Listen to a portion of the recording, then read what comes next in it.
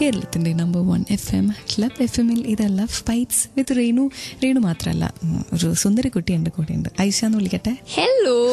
വീട്ടിൽ ഐഷ എന്നാണ് വിളിക്കുന്നത്? അതെ, വീട്ടിൽ ഐഷ എന്ന് വിളിക്കും. പിന്നെ എന്റെ അടുത്ത് ഇച്ചിരി എന്താ പറയാ, കൂടുതൽ സ്നേഹമുള്ളവർ പല പേരുകളും വിളിക്കും. പറയാൻ കൊള്ളുന്ന പേരുകൾ മാത്രമാണ് നമ്മൾ ലവ് ബൈറ്റ്സിൽ പുറത്തു പറയാറുള്ളത്. അതുകൊണ്ട് ഞാൻ പറയുന്നില്ല.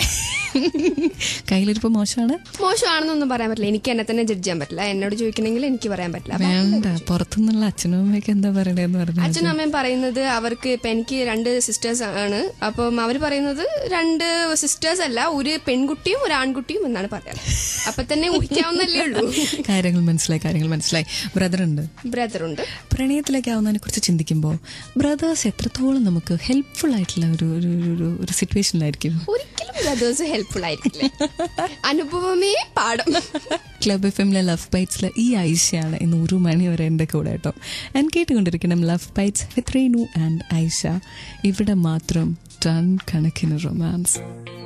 അനുഭവമേ പാഠം എന്നാണ് ക്ലബ് FM-ലെ ലവ് ബൈറ്റ്സിൽ രേണുവിൻ്റെ അടുത്ത് ഐഷ പറഞ്ഞത്.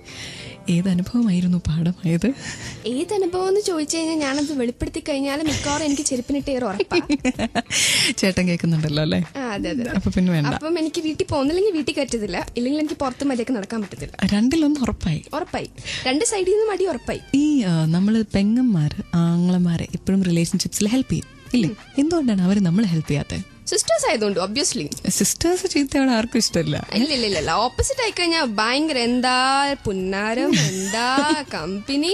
നമ്മൾ ചോദിക്കാണ്ട് കാര്യങ്ങളൊക്കെ നമുക്ക് വാങ്ങിച്ചു തരും. പക്ഷെ ജസ്റ്റ് ഓപ്പോസിറ്റ് ആകുമ്പോഴത്തേനും സിറ്റുവേഷൻ അല്പം മോശം. ചേട്ടന്മാരെയാണ് നമ്മളിപ്പോൾ ഇന്ന് കുറ്റം പറയാൻ പോകുന്നത്. എനിക്കും പറയാനുണ്ട് കുറച്ച് ആങ്ങള കഥകൾ. പക്ഷെ അതിന് മുന്നേ നിങ്ങൾക്ക് ഇങ്ങോട്ട് ഒരു മെസ്സേജ് അയക്കണമെങ്കിൽ number 567-678 format club C space നിങ്ങളുടെ മെസ്സേജ്. ആൻഡ് കേട്ടുകൊണ്ടിരിക്കുക love bites with Renu and Aisha. ഇവിടെ മാത്രം ടൺ കണക്കിന് റൊമാൻസ്. ട്യൂൺ ചെയ്തിരിക്കുന്നത് ക്ലബ് FM-ആണ്. കേട്ടുകൊണ്ടിരിക്കുന്നത് ലവ് ബൈറ്റ്സ്. കൂടെ രേണു ഉണ്ട്, ഐഷയുണ്ട്. ഐഷ, നമ്മൾ ഇപ്പോൾ 12th പാസ് ഔട്ട് ആയിട്ടിരിക്കുക. ഈ 11th-ലും 12th-ലാണ് ഏറ്റവും കൂടുതൽ റിലേഷൻഷിപ്സ് വരുന്നത്, അല്ലെങ്കിൽ നമ്മൾ പ്രണയിക്കാൻ തുടങ്ങുന്നത്, കൊളവാക്കുന്നത്. അതെന്താ ഒരു കൊളമാക്കിയ കഥ പറയാവോ? സ്വന്തം വേണമെന്നില്ല, ഫ്രണ്ട്സിന്റെ കൊളവാക്കിയ കഥ എന്ന് പറയുമ്പോ എന്റെ ഒരു ഫ്രണ്ട് എന്ന് പറയാൻ പറ്റത്തില്ല, എന്റെ ഒരു ജൂനിയർ ആണ് 11th-ല്. ഞാൻ പേര് പറയുന്നില്ല, വേണ്ട, കാരണം നമുക്ക് വീട്ടിൽ ചെല്ലണമല്ലോ. അതെ. അപ്പം എന്റെ ഒരു ജൂനിയറിന് എന്റെ ക്ലാസ്സിൽ പഠിക്കുന്ന ഒരു കുട്ടീനെ ഭയങ്കര ഇഷ്ടം. 11th പഠിക്കുന്നവന് 12th പഠിക്കുന്ന ഇഷ്ടം. അവൻ ശരിയല്ല. പക്ഷെ അവൻ ഭയങ്കര റിച്ചും കാണാൻ കുഴപ്പമൊന്നും ഇല്ലാത്തൊരു ലുക്കും. കാണാൻ കൊള്ളാം. ഇവളും കാണാൻ കുഴപ്പമില്ല. അപ്പൊ നല്ല മാച്ചൊക്കെ തന്നെയാണ്. പക്ഷെ ഈ ചെക്കൻ മോശമല്ലാത്തൊരു മണ്ടനായതുകൊണ്ട്, ഈ പെണ്ണ് കുറച്ച് നല്ലൊരു ബുദ്ധിമതി ആയതുകൊണ്ട് ഇത് രണ്ടും ഒത്തു പോകത്തില്ല. പക്ഷെ അതല്ലേ നല്ലത്, ഒരാൾ മണ്ടനാണെങ്കിൽ സുഖമല്ലേ അഡ്ജസ്റ്റ് ചെയ്യാൻ സുഖമൊക്കെ തന്നെയാ. പക്ഷെ പെണ്ണിന് ഇവൻ ഇഷ്ടപ്പെടണ്ടേ? അത് വലിയൊരു പ്രശ്നമായി തീർന്നു. പിന്നെ ക്യാൻറ്റീനിൽ പോകുമ്പോ അവിടെയും വായി നോക്കല്, അവിടെ ലൈബ്രറി പോകുമ്പോ അവിടെയും വായി നോക്കല്. അവസാനം നമ്മളുടെ ബാച്ച്മേറ്റ്സിന് അടുത്ത് പറഞ്ഞ് പോയിട്ട് അവനടുത്ത് പറഞ്ഞപ്പോഴത്തേനും അവിടെ ആണത്തം തെളിയിക്കുന്നതിന് പകരം അവൻ വന്ന് കൈ കൂപ്പി നിന്ന് സോറി പറഞ്ഞു. ഒന്നും പറയാനില്ല, നിനക്ക് അവളെ ഇഷ്ടമാണോ, നീ ശല്യപ്പെടുത്തരുന്ന് പറഞ്ഞ ഉടനെ തന്നെ ക്ഷമിക്കൂ ചേട്ടാന്ന്. അവിടെ അവൾ പ്രതീക്ഷിച്ചിരുന്നത് ഒരു എന്താ പറയണ, നല്ലൊരു ഹീറോയിസം അല്ലേ നമ്മളോട് ഏതൊരു പെണ്ണും നോക്കുക. ഹീറോ മാറി. സീരിയസ്ലി അവിടെ വന്നിട്ട് ഹീറോയിസത്തിന് പകരം അവിടെ വന്ന് സോറി പെങ്ങളെ എന്ന് പറഞ്ഞപ്പോഴത്തേനും വി ഓൾ വെ ലൈക്ക് ഓ മൈ ഗോഡ്. അവിടെ പൊട്ടിച്ചിരിച്ച് ആ ചാപ്റ്റർ അവിടെ തന്നെ പൂട്ടി മടക്കി കൊടുത്തു. ഇതുപോലത്തെ കുറെ കഥകൾ ഇന്ന് ഐഷ എൻ്റെ അടുത്ത് പറയും. നിങ്ങൾക്ക് ഇതുപോലെ ലവ് ബൈറ്റ്സിൽ വരണോ? വന്നിട്ട് നിങ്ങളുടെ കഥ ഷെയർ ചെയ്യണോ? നമ്പർ 567-678 ആണ് ഫോമാറ്റ് ക്ലബ് സി സ്പേസ്. നിങ്ങളുടെ പേര് എന്നിട്ട് പറയണം എനിക്ക് ലവ് സ്റ്റോറി ഷെയർ ചെയ്യാനുണ്ടെന്ന്. ഞാൻ കേട്ടുകൊണ്ടിരിക്കണം love bites with Renu and Aisha. കാരണം ഇവിടെ മാത്രം ടൺ കണക്കിന് റൊമാൻസ്.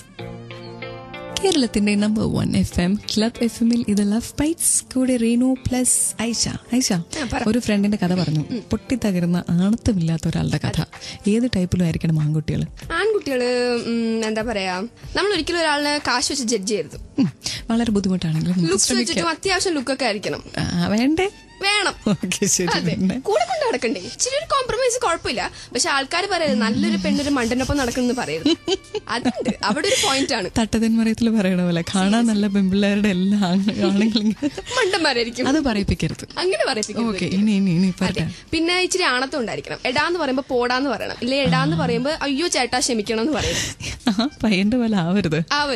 ഓക്കെ, ഇത്രയൊക്കെ ആണെങ്കിൽ ഒരാളായി. അതെ. അപ്പൊ അങ്ങനെയുള്ള ആമ്പിള്ളേർ ആരെങ്കിലും ഇപ്പോൾ ലവ് ബൈറ്റ്സ് കേൾക്കുന്നുണ്ടോ?